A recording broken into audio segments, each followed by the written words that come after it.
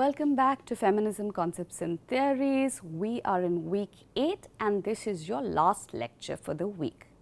We ended our first lecture for the week with the concept of feminization of labor. We covered a wide gamut of issues in relation to women in labor and women in work. Just to recall, we were looking at wages for housework feminism. We were looking at the structural bases for gendering the workplace itself, and broadly the links between globalization and the ways in which it inducts female populations or gendered populations into the workforce itself, and what are the multiple consequences of such forms of cooptation. Today, I want to move on to another body of work in relation to the gendering of work and labor, which is in itself very interesting for a number of reasons. One, it takes forward Marxist analysis in relation to commodification, body, all of these in the direction of post-Fordist economies, where we are talking about the modularity of production systems as we discussed earlier.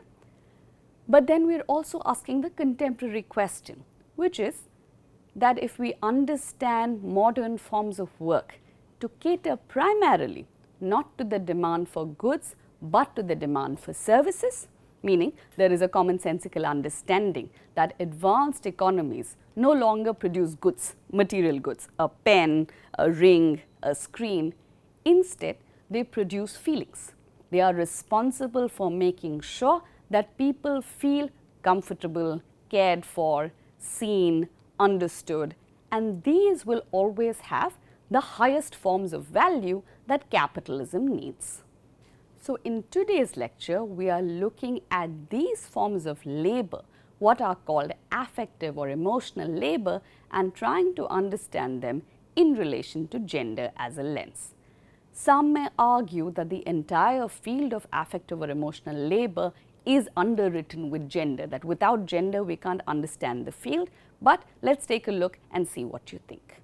Therefore, we begin with something that we have already discussed in the chapter on care, which is that if women are considered to have the fundamental capacity for care as opposed to men, if female bodies are the ones that have natural capacity for care, then how do we understand the work of care and whether women should be paid accordingly for that? We move on to questions of the ways in which body and sexuality are implicated in the process of work, and we bring them all together in the complex that I just identified called emotional or affective labor. Now, this body of work is also important for a variety of things that it collapses. It collapses the understanding between rationality and emotionality. It collapses the understanding between an inside and an outside, between truth and falsity, between authentic feeling and inauthentic performance. It brings them together to say that actually it's a very messy field. And it is only in such a messy field that we can begin to detect how work has taken over our lives, how the very fact of the structure of work is what structures our daily lives. Therefore, it is but understandable that work also is structured through other kinds of societal divisions like gender, caste, class and race. And this is the critique that Rosabeth Moss-Kanter was subject to when people were reading Men and Women of the Corporation, saying, do we not understand that gender is replicated firmly in all spheres of life in the very same fashion that we understand it in quote-unquote society? Therefore, let's start with a theorist whose work is seminal to the entire field of emotional labor or affective labor, ARLIE Hochschild. Hochschild began her work in relation to labor and emotion by studying the work of airline stewardesses. There she was concerned with the ways in which stewardesses are taught their work, are taught that their primary work is to manage the feelings of airline passengers. Through this, Hochschild gave us the understanding that human emotions are social. What does this mean? Usually we are used to thinking about emotion as a primarily personal thing. Emotions are what we feel. It's what the world evokes in us. And these forms of evoking are also forms of training. This is something that disciplines across the social sciences, including my home discipline, anthropology, firmly believe in, which is that the rules of feeling are deeply rooted in culture. What you should feel in response to what is something that is taught to you. It is modeled for you by people that you grow up with, by society, by mass media, by cultural discourse around you, saying if this happens, this is what you should feel. So, a feeling, as opposed to being internal and personal, is deeply social. You already see the collapse of a particular binary. And in Hochschild's understanding, emotional labor refers to the management of one's feelings and expressions based on the emotional requirements of a job. A job is not merely about doing the work, it is also about a particular set of feelings and comportments that have to be produced in opposition to one's own feelings and expressions. So, the differentiation here is not between internal emotion and outside society, but that each realm, the public and the private, has appropriate rules for feeling. And the rules for feeling available in the private sphere are not the same as the rules for feeling available in the public sphere. And therefore, labor has to be performed to hide one set of feelings while producing another set of feelings. Think, for example, about the ways in which that standard power-laden differential, the interview, works, where you have interviewers who are asked to constantly intimidate, to look stern, to behave as if they are not going to let you through the gates. Those feelings have to be produced outwardly in order for the interviewee to be able to respond to them. The interviewee, on the contrary, depending on the kind of job that one is interviewing for, must produce the feeling of either humility or overconfidence. You must behave in a way that communicates to the outside world your interiority, your inner emotions. However, there need not be a consonance between your inner emotions and your outside behavior of feeling, your outside performance of feeling. And this is not to say that the outside behavior is false. It's what they say, if you want to feel happy, smile first and you will feel happy. It's not this differentiation between true inner feeling that is masked for outside feeling. It is a way in which you are taught to feel in outside space.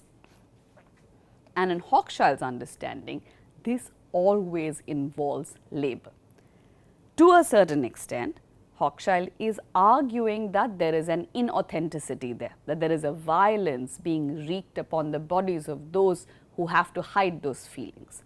But latter work in emotional labor argues against it, to say that it's actually a little bit more messy. It's not that the person is not fully feeling those things, it just means that people have to absorb a highly differentiated spectrum of rules in relation to feeling.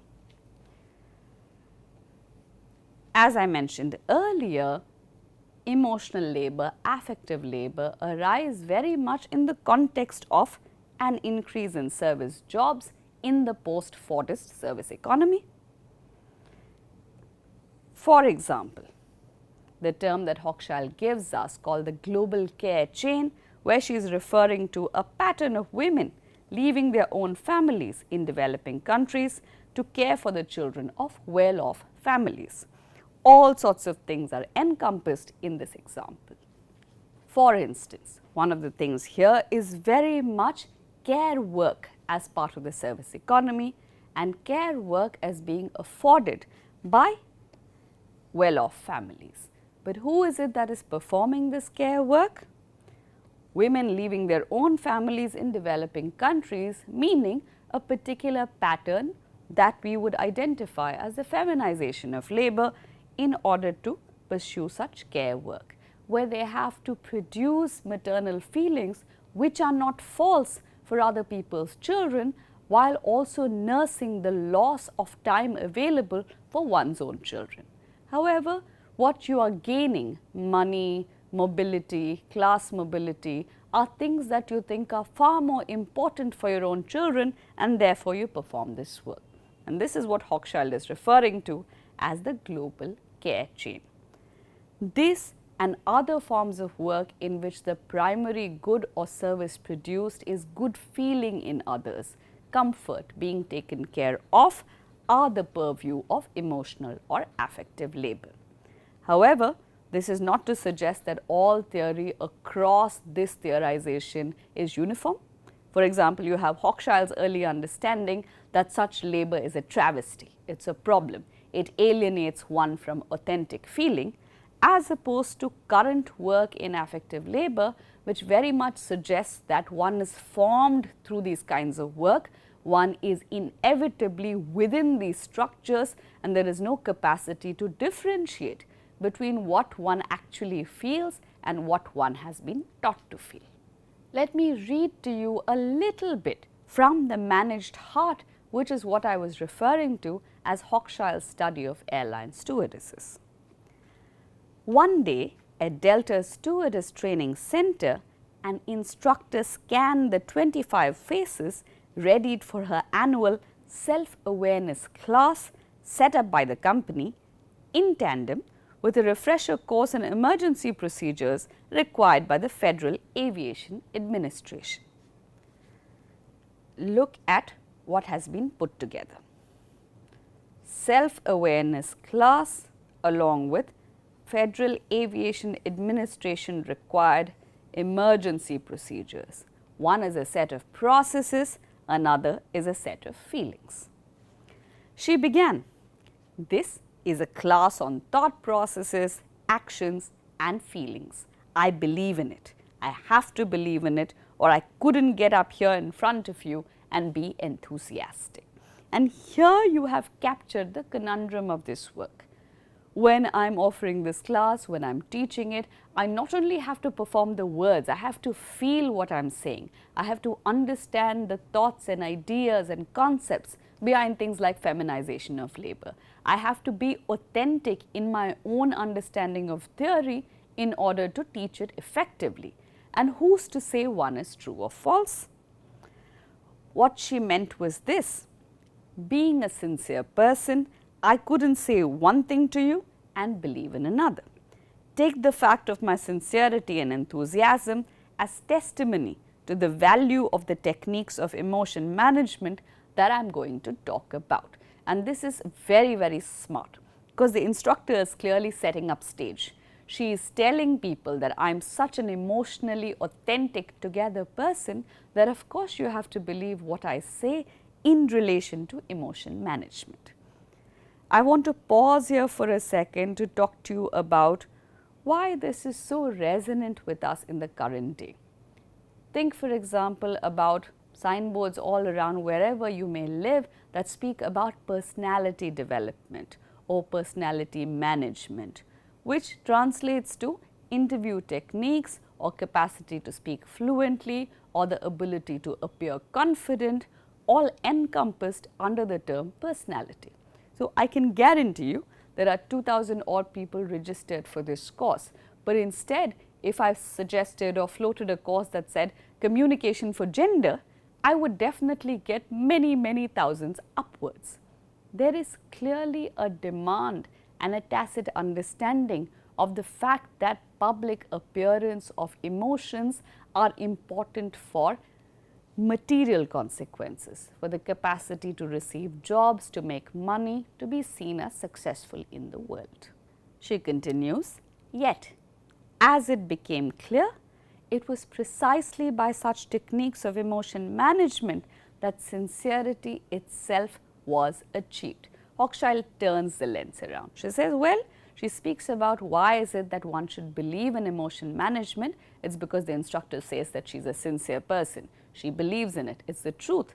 But on the contrary, it's only by managing her own emotions that she is able to be sincere.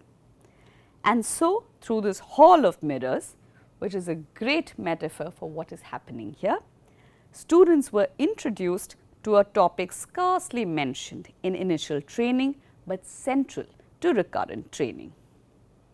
Stress, and one of its main causes, anger at obnoxious passengers. Now, for anybody who's travelled in public space, this is a fairly common phenomenon. You know that in many instances in public space, people feel free to act in an obnoxious fashion and will only respond to any kind of authoritarian figure. With the airline stewardess, there is a problem here, because one, stewardesses are female. Female authority is not taken too kindly in most instances. Two, in an airline space, customers are expecting service. And in the time that HOCHSCHILD is writing about, airline travel is even more exclusive. There is a way in which passengers think that because they paid the money, they have the right to do whatever they please. The primary responsibility of stewardesses in this account is to manage customer feelings, is to make sure that they are not feeling bad or feeling left out or feeling insulted. You have to placate them, you have to allay their concerns, you have to manage their anxieties, whether or not they are behaving in an obnoxious fashion. And such allaying, such placating can only be done if the stewardess first manages her own feelings, first stems her own anger at the situation and tells herself that no, this job is about making sure my passenger feels good.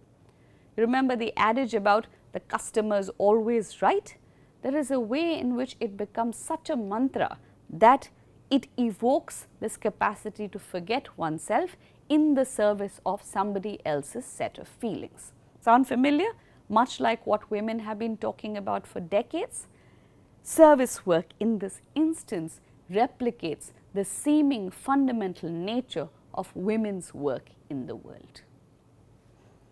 HOCHSCHILD continues, what do you do when you get angry? Answers, and this is the workshop, remember, this is part of the training program. The answers come: cuss, want to hit a passenger, yell in a bucket, cry, eat, smoke a cigarette, talk to myself. Since all but the last two responses carry a risk of offending passengers and thus losing sales, the discussion was directed to ways that an obnoxious person could be reconceived in an honest but useful way. The passenger demanding constant attention could be conceived as a victim of fear of flying. A drunk could be reconceived as just like a child. It was explained why a worker angered by a passenger would do better to avoid seeking sympathy from co-workers. This passage is an act of genius, because look at what is happening in this instance. If we continue following our argument about women's work and about care, there is a direct sentence in here. A drunk is just like a child, except for the important contention that a drunk man flying on a plane is not a child. Therefore, this kind of reconceptualization is necessary for managing the stewardess's state of mind, state of emotions. She has to also reconceptualize her own emotions as empathetic, as understanding, as caring, just like a mother for someone who's just like a child. And this is not something that is demanded of her personally, but is demanded of her as a stewardess performing the job of care. From this work, HOCHSCHILD then moves on in the present day to something that she's been pursuing since then, the idea of the self itself that is constantly in need of care by multiple people offering such forms of emotional/affective labor. So, in her most recent work, one of her most recent works, The Outsourced Self, Intimate Life in Market Times, she says, it used to take a village, but these days it takes a full service mall, much of it in cyberspace. Finding a mate, planning a wedding, potty training a child, being a better father. Once intuitive, ordinary tasks involving family, friends and neighbours now require the services of paid experts, trainers and a plethora of coaches such as internet dating coach Evan Katz, also known as E. Serrano, or Family 360, which teaches executives to invest time and attention in high leverage family activities. Look at the tragic turn of events. We have gone from teaching stewardesses how to reconceptualize people in need of their good feelings to the outsourced self, people much like the obnoxious passenger who no longer know how to do anything for themselves and need services from everybody else, who do not have the capacity to manage self or feeling and instead have the money to hire somebody else to do so. So, internet dating coach, for example, to navigate the high stress active dating of meeting other people that you want to see whether you want to have a romantic relationship with. You need mediation. You need somebody to tell you how to act. You need somebody to coach you in how to feel. Again, you need someone to teach you how to be an emotional person. And this to HOCHSCHILD is very, very interesting, no doubt, but it seems almost tragic that we are leading this life where the self has been outsourced. Stay with that for a minute and see how you feel about it, whether this is the truth of the situation, is this something that is particular to the global north, is this how we think about the global south, that at least we are not where they are, we know how to feel, we have family, community, family, friends, neighbours, like HOCHSCHILD is telling us. Are we then the pastoral community that is able to take care of each other and doesn't need these services? I'm not sure anymore, because in many ways we are looking at a similar set of services being available across the globe, providing precisely these kinds of things that HOCHSCHILD is talking about. And in this book, as much as in The Managed Heart, there is a trenchant critique of the ways in which capitalism has commodified everything. And in this commodification, we locate the work of the theorists of affective and intimate or emotional labor. The charge here is that all intimacy has been commodified. And I think I found my most interesting example in things that were about people willing to offer hugs at an hourly rate, people willing to cuddle for the price of a night's something. And this is not sexual work, which we will talk about in a bit. This is merely being hired to offer bodily comfort, which is so rarely available apparently in a globalized, fragmented world that you have to pay someone to do it. There used to be a website a long time ago on findingfriends.com, where it's not possible to meet people in person and try and see if you want to have friendships, but to find ways to do it through a website. And dating websites, of course, are merely an extension of the ways in which quote unquote arranged marriages have always been popular in this subcontinent. Very clear differences though, because with arranged marriage or matrimony sites, there is a clear understanding of a contract, whereas with dating sites, there is an understanding of exchange of emotion, of compatibility, of some modicum of individuality, individual emotion and intimacy, rife with problems but positioning themselves fully differently. From such an understanding of commodified intimacy also come the plethora of debates around things like sex work, hostess work and surrogacy, or the renting out of wombs to bear other women's children. We briefly talked about this in relation to surrogacy, Amrita Pandey's article, where we spoke about how to make a perfect surrogate mother. How is it that those forms of training are about forms of care, to care so much but not enough beyond a point, and how surrogate mothers resist that kind of discourse. And here, the debates are very much about rights and protection of these forms of work as work. If you remember, our theme for the week is about work, versus the moral policing that comes with a common understanding that all sex work is exploitative. And we will go over these debates in just a little bit. Let me just tell you, however, that broadly the terrain is distributed between sex positive feminists who say that there is no reason to think about all forms of sex work, hostess work, etc. as uniformly exploitative, as wreaked upon the bodies of those who really don't want to participate in this form of work. Maybe there are ways in which to understand choice and agency even on such a seemingly unidimensional terrain, as against those who speak about sex work in the same vein as trafficking, which is an entirely different set of questions altogether. This is not to say that there aren't overlaps, but the kinds of moral policing against sex work also borrow from the understanding that sexuality commodified by women is fundamentally immoral.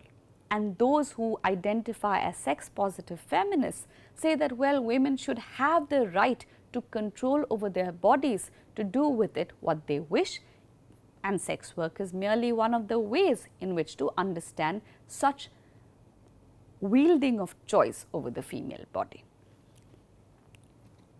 So, let me read to you a little bit from Hilary Kinnell's article titled "Why Feminists Should Rethink Rights." Please do pay attention to many of the terms that Kinnell is talking about, because it does cover a wide terrain in trying to understand the complexities of sex work as a profession, as a choice, as a contingency, as something that could be exploitative, and what are the ways in which rights or justice should be organized in relation to this. Sex as a commodity. One of the topics covered in this seminar series was the question of whether it is ever acceptable for sexual activity to be ascribed monetary value. We discussed payment for reproductive labor, and I heard no argument that convinced me that sexual labor could or should be excluded from the area of contract or employment rights. Here Kinnell is going to the heart of the problem, because if we are okay speaking about payment for reproductive labor, such as in surrogacy, where women are making the choice to, how do I simplify this, rent out their wombs, sexual labor should not be excluded from that area or employment rights. It is acceptable to rent out one's womb, and if it is appropriate to define the rights of the parties involved through contract, I cannot see any reason why one should not be allowed to rent out one's vagina or any other part of one's body or aspect of one's personality. There is a problem at the heart of saying that one should rent out things, because there, of course, we are agreeing with the complete commodification of everything, including our bodies, our feelings, etc. But Kinnell is suggesting that that critique should be placed elsewhere. Given that women are participating in this system, what is more important to secure at this point of time? Should we say that capitalism commodifies everything, we need to therefore overthrow it and have a new system? Should we say women are exploited, rescue them right now? Or should we concentrate on something far more important, which is how is it that society can allow them to perform their own work that has been chosen in particular sets of circumstances without risk, without fear, without harm, without danger? This is a question that is asked for all forms of labor. What is it that the employer needs to provide for the work to be carried out sans care, without thinking about the things that will assail you should you go to the place of work or context of work and be in danger. However, I think it is somehow easier to regard womb rental as less intimately connected with a woman's essential being than vagina rental, because it is assumed that surrogacy does not involve sexual pleasure either for the surrogate or for the biological father. This is a very interesting way to pose the difference. Kinnell is asking, why is it easier to think about womb rental? Because it can be circumscribed within other structures of understanding. It can be seen as noble.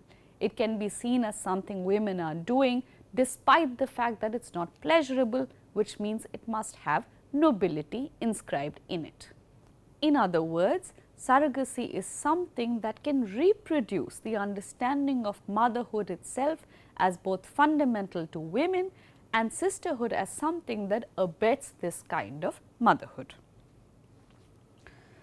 Objections to sex work seem to focus on the unacceptability of sexual pleasure being commodified, as if human beings' capacity for sexual pleasure was so special and important it should never be tarnished by the exchange of money, as something that is so fundamental to intimacy that it must not be commodified, and specifically not by women themselves. Kinnell says, I find this odd. We accept the commodification of water and food without which no human life would be possible. Why not sex? At the heart of it, this is a question that is undeniable. If we accept things that have been commodified, such as water and food, in the absence of which we would die, why not sex? Overt commodification of sexuality goes on all the time in advertising, the entertainment industry, and in societies where dowries are still an important element in marriage. It also goes on covertly within monogamous relationships, where one partner expects to be rewarded for allowing the other partner to have sex. These factors may explain why this country, and she means the UK, and many others, does not outlaw the exchange of sex for money or other material benefits, despite the draconian prohibitions on many aspects of commercial sex. Now, this is important to remember. Does not outlaw the exchange of sex, and this varies across countries. Some countries do not criminalize sex work, but they do criminalize solicitation or looking for sexual relationships in exchange for money or offering them in exchange for money, usually solicitation by women, not by customers looking for sex workers. Despite the draconian prohibitions on many aspects of commercial sex. It is also interesting that the new International Union of Sex Workers has a similar understanding of sex work as radical feminism. In the IUSW, strippers, pole dancers, and those providing telephone sex define themselves as sex workers, occupations entirely within the law. The quest here is to move sex work from its moral connotations of sexuality given freely, when actually it's the realm of the interior or of authenticity or authentic human relations, to the market, and to not just say it is a product of the market, but to say that it needs protection and rights. Now that the IUSW has successfully allied itself to the labour movement, demanding recognition of labour rights in these legal areas of the sex industry, the illogicality of not recognizing the same rights for those working in brothels becomes very obvious. Here, Kinnell is rightfully pointing out the continuity between strippers, pole dancers, telephone sex and brothels or sex workers. I do not argue that this commodification of the body or persona is ideal, just that since it happens, it is better to define and defend the rights of those involved. And this is at the heart of an understanding of feminism in relation to labour as rights-bearing citizens in need of protection of those rights. Offering sex work does not strip women of their rights of agency, choice and protection from violence, and it is very important that the law secure for them those very things. In relation to this, I also want to bring attention to an organization that's done a very successful job of bringing together sex workers to plead for their rights in similar contexts. This is the website of the DURBAR MAHILA SAMANWAY Committee, a collectivization of 65,000 sex workers as an exclusive forum of female, male and transgender sex workers in West Bengal, India. Since its inception, the organization has articulated three interconnected principles which are known as 3 Rs: respect, reliance and recognition. Respect and dignity to sex work and towards sex workers, reliance on the knowledge and wisdom of the community of sex workers, recognition of sex work as an occupation, and preserve and protect their occupational and human rights. There are occupational rights and human rights. Here also pay attention to the second point. Reliance on the knowledge and wisdom of the community of sex workers. Often those interested in the rights of sex workers think that the outside world knows what's right for them, does not really take into account sex workers themselves speaking about their lives, and instead suggests that workers do not know what is good for them. They have entered this profession despite themselves or because they are in difficult situations, and it's the work of feminists to rescue them. The committee is precisely arguing against such forms of rescue and instead asking that there be reliance on the knowledge and wisdom of the community itself. I want to read to you a little bit from their manifesto, just a couple of pages, so you know what I am talking about in this instance. And this is from the Sex Workers Manifesto as released by the Samanway Committee. A new spectre seems to be haunting society, or maybe those phantom creatures who have been kept in the shades for ages are taking on human form, and that is why there is so much fear. For the last few years, the sex workers movement has made us confront many fundamental questions about social structures and relations, interlinkages between class, gender and sexuality, about politico-moral ethics. We think an intrinsic component of our movement is to go on searching for the answers to these questions and raise newer ones. What is the sex workers movement all about? We came together as a collective community through our active involvement as health workers, the peer educators in an STD HIV intervention program which has been running in Sonagachi, one of the oldest and largest red light areas of Calcutta, since 1992. The program provided the initial space for building mutual support, facilitating reflection and initiating collective action among us sex workers. Very early in the life of the Sonagachi project, we, with the empathetic support of those who had started the project, clearly recognized that even to realize the very basic project objectives of controlling transmission of HIV and STD among sex workers and our partners, it was crucial to view us in our totality as complete persons with a range of emotional and material needs, living within a concrete and specific social, political and ideological context which determines the quality of our lives and our health, and not see us merely in terms of our sexual behavior. This is radical for a whole set of reasons. At the heart of it, the committee is recognizing that sex work is controversial in society because it challenges basic assumptions about the relationship between body, sexuality, gender and society. And even if their project was very specifically rooted in developmental objectives, in controlling HIV and AIDS, they could see how the objectives would not be fulfilled unless sex workers were seen as humans in very, very particular contexts with a whole range of needs, where sex work was work.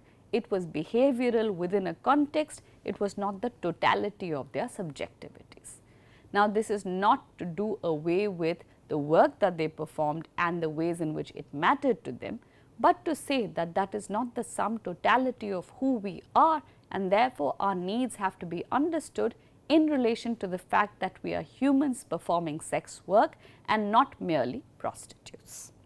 So, this is only just a broad sort of sweep about the ways or the multiple ways in which to understand care work, emotional work, affective labor, and I want to bring us towards the end of this lecture into a kind of summary. Emotional or affective labor in Hochschild's understanding requires one either to induce or suppress feeling in order to sustain the outward countenance that produces the proper state of mind in others. So, one has to manage one's feelings in order to produce other feelings. In this case, the sense of being cared for in a convivial and safe place. There is a fundamental gendering of labor through affect and emotion, and this is easy. Emotion is considered the realm of women, emotionality is the realm of women, and control over these emotions needs to be performed in order to secure work. In that, it is not restricted to female bodies. There are ways in which any kind of worker who is asked to do this is being fundamentally gendered and placed in a kind of dominant subservient scenario in relation to the customer, who is primarily considered in a masculine vein, even though the customer might be a woman. I want to read to you a little bit from the introductory essay to a special issue on intimate industries in this relation, and we will wrap up with that. Intimate industries produce, enable, promote and market some relational connections while disrupting or rearranging other previously existing social relations. Remember what Hochschild was talking about, that there are ways in which people have to be coached to do things that were otherwise done by family, neighbors and friends. This is the disruption or rearrangement. For instance, the industries that help maintain or create an idealized family formation or domestic lifestyle for the consumers of intimate labor often rely upon the separation of the migrant who performs such intimate labor from her family and community of origin. So, often families themselves, people with 2 jobs do not have time to care for children, and the work is performed by the nanny, often of foreign origin, especially in the global north. And the articles collected here, and this we are speaking about the articles in the special issue, examine such trade-offs and their complex meanings and implications for the workers themselves. And this is important. Even in this instance, nannies will tell you that they have true and deep feelings for their wards, that they are able to produce in themselves the kind of mothering that is demanded of them, knowing fully well that they have to leave them someday. Yet this does not stop them.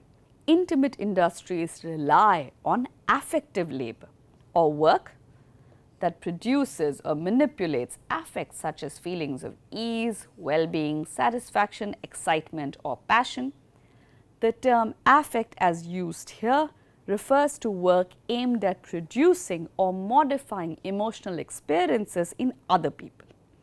Affective labor figures prominently in service and care work because the purpose of these industries is not only to produce specific results, a safe child, a clean house, a rapid response like in customer care, but also and at least as importantly to invoke a feeling in others: entitlement, superiority, relief, affirmation, pleasure.